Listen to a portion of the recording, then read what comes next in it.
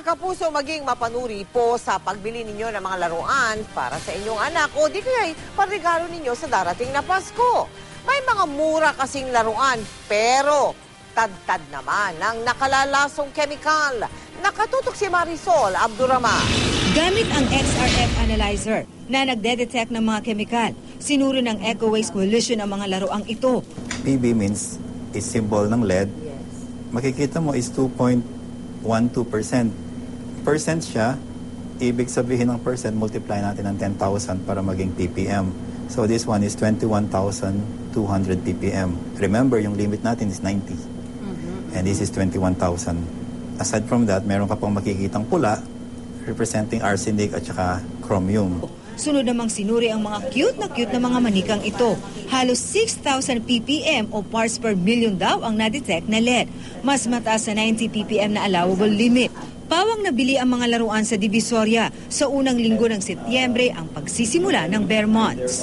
Halagang 10 piso hanggang 100 piso ang bawat laruan. Murang-mura kaya naman mabili. Pero nakamura man sa laruan, mahal naman daw ang singin nito sa kalusugan. Sa 150 na laruang tinesting kanina ng grupo, 74 ang nakita ng mataas na level ng lead. Ang iba naman ay nakita ng mataas na level ng antimony, arsenic, barium, cadmium, chromium at mercury. Yung lead ay isang klase ng chemical na neurotoxin. Ang pangunahing naapektuhan nito ay ang utak ng isang bata. Karaniwang nakikita ang mga ito sa mga pintura sa laruan. Nagsisimula na itong magbakbak, nagsisimula na itong matanggal doon sa kanyang pinaggamitang mga materyales.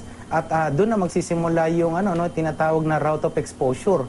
Ngayong papalapit na ang Pasko at usong-uso na naman ang pagbibigay ng mga regalo, muli nagpaalala ang Eco Waste Coalition na maging maingat at mapanuri sa mga regalong ating bibilhin, lalo na yung mga ganitong laruang pambata. Tiyakin daw na ligtas ang mga produkto. Suriin ang label nito kung may etiketa, kung saan nakasaad ang mga detalye ng produkto, gaya ng manufacturer at address nito.